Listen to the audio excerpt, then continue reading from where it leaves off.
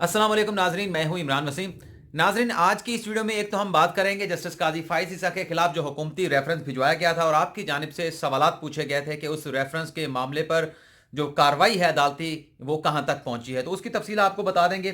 इसके अलावा आज की इस वीडियो में हम आपको ये भी बताएंगे कि आर्मी चीफ की तौसीह के हवाले से जो सुप्रीम कोर्ट ने फैसला दिया था, उस फैसले को लेकर बज़ाहिर ये लगता है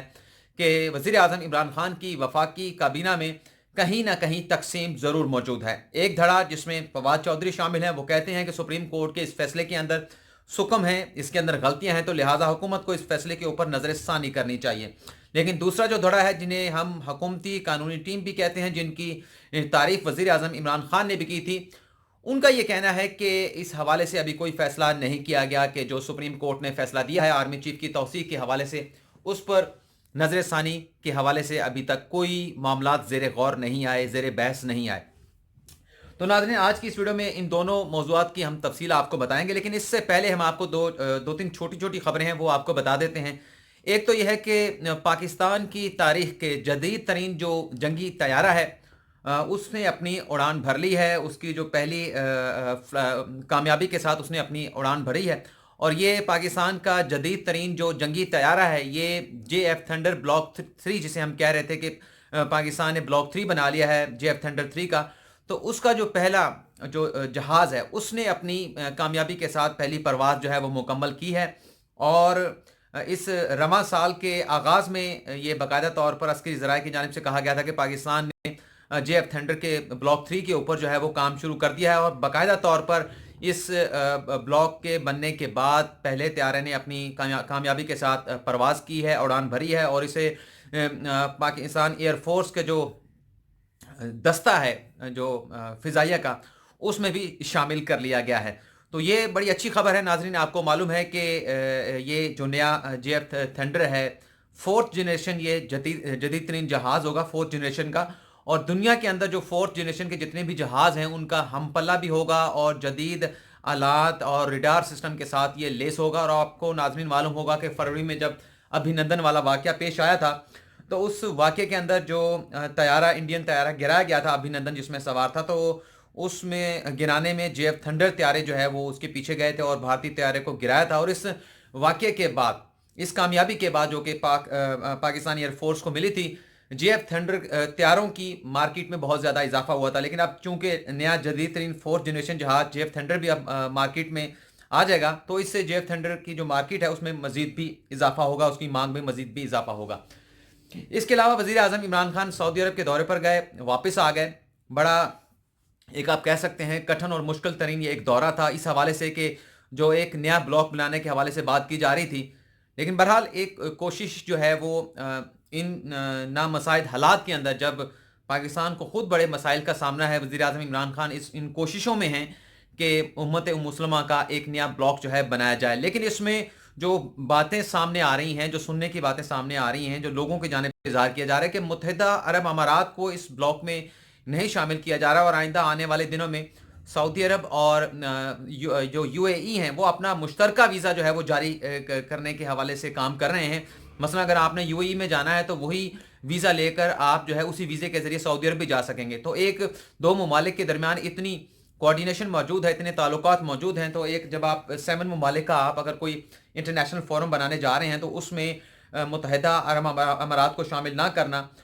ये भी एक क्वेश्चन मार्क है कि आप उन्हें क्यों बाहर कर रहे हैं। उसके अलावा वज़ीर आज़म इमरान खान जो हैं 16 दिसंबर को बहरीन के दौरे पर भी जा रहे हैं। बहरीन के जो अमीर हैं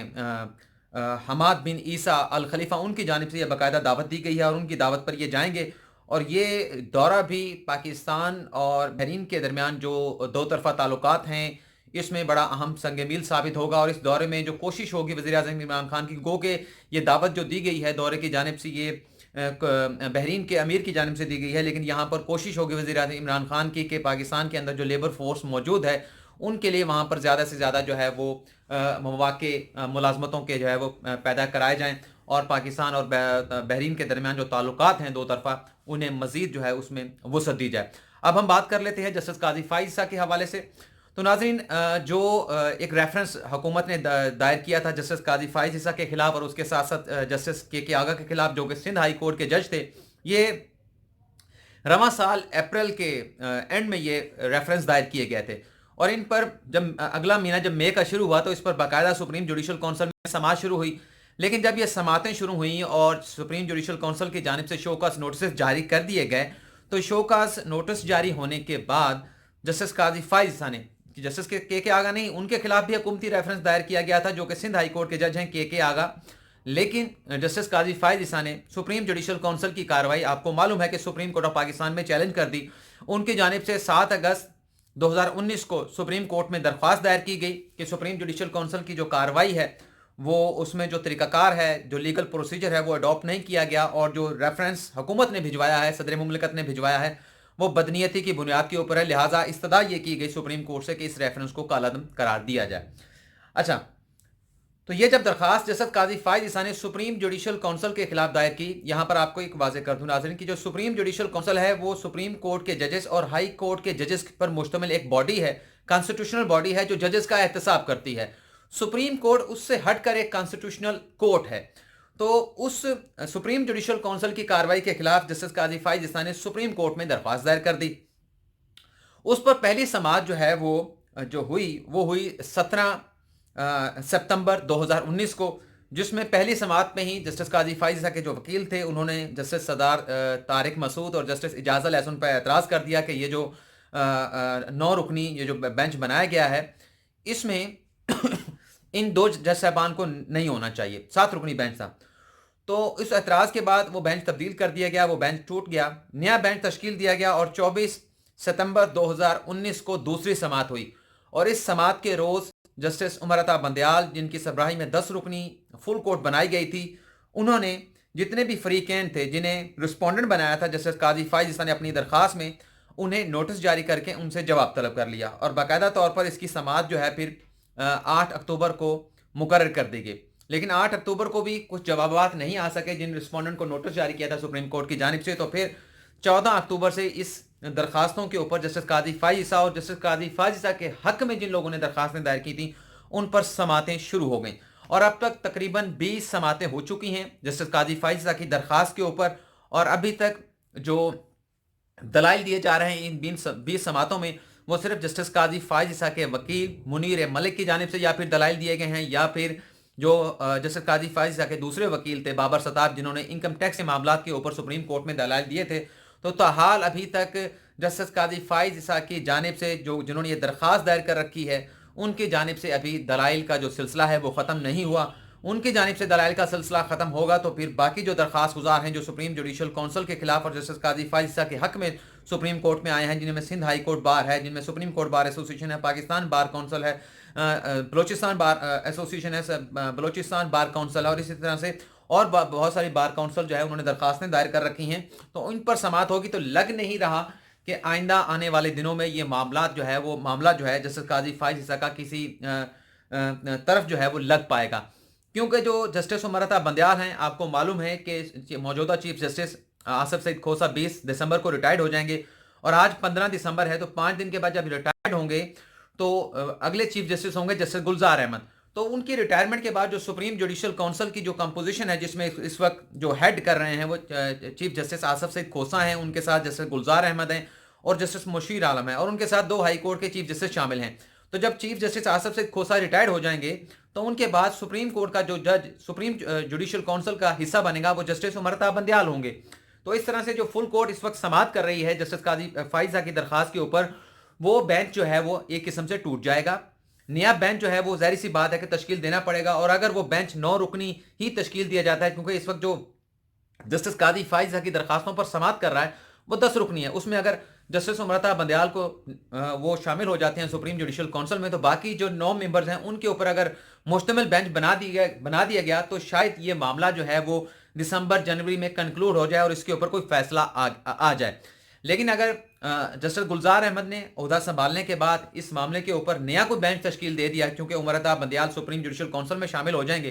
तो उसके बाद बाकी जितने जजेस रहते हैं उन पर मुश्तमिल एक नई फुल कोर्ट तश्कील दे देते हैं, तो फिर जीरो से इस मुकदमे की दोबारा से कार्रवाई शुरू होगी सुप्रीम जुडिशल काउंसिल के खिलाफ जस्टिस काजी फाइज ईसा की दरखास्त के ऊपर, और फिर ये मामला लगता है कि कुछ तबालत अख्तियार करेगा।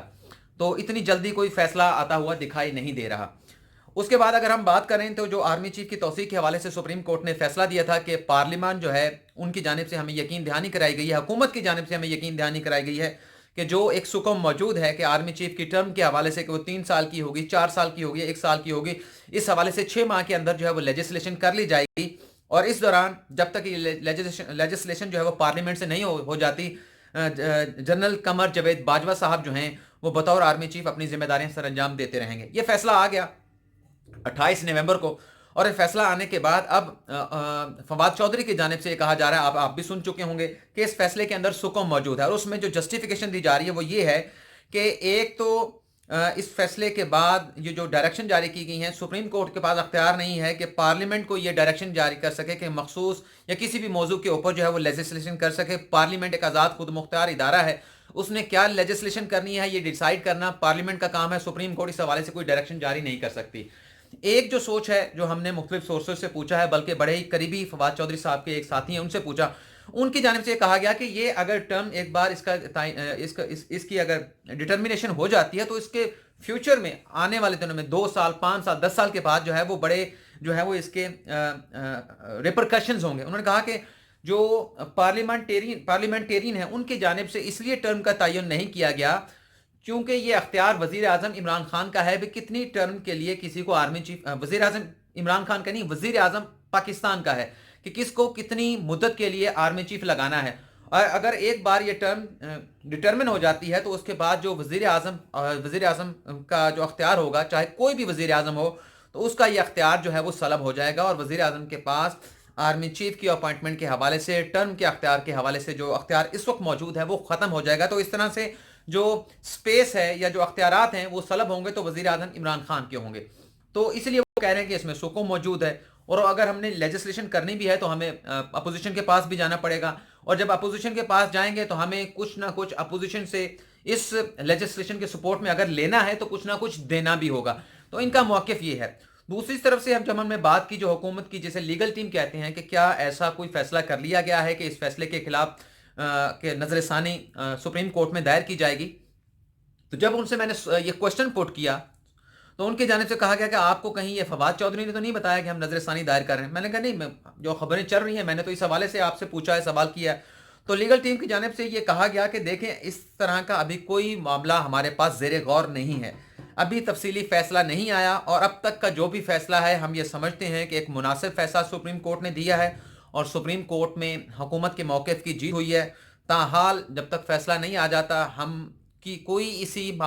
किसी ऐसे मामले के ऊपर गौर नहीं कर रहे कि हमने इस फैसले के ऊपर, सुप्रीम कोर्ट के फैसले के ऊपर कोई नजरसानी दायर करनी है। लेकिन उनकी जानिब से कहा कि हाँ, अगर फैसला आता है उसमें कोई नई बात सामने आ जाती है तो फिर शायद रिव्यू के लिए रुजू किया जाए। मौजूदा सूरत हाल के अंदर जो सुप्रीम कोर्ट अपना शॉर्ट ऑर्डर दे चुकी है उसको मद्देनजर रखते हुए नजरसानी दायर करने का कोई इरादा या कोई ऐसा मामला जो है वो ज़ेरे गौर, ज़ेरे बहस नहीं आया। तो नाज़रीन, आज की इस वीडियो में इतना ही। आपसे इजाज़त चाहता हूँ।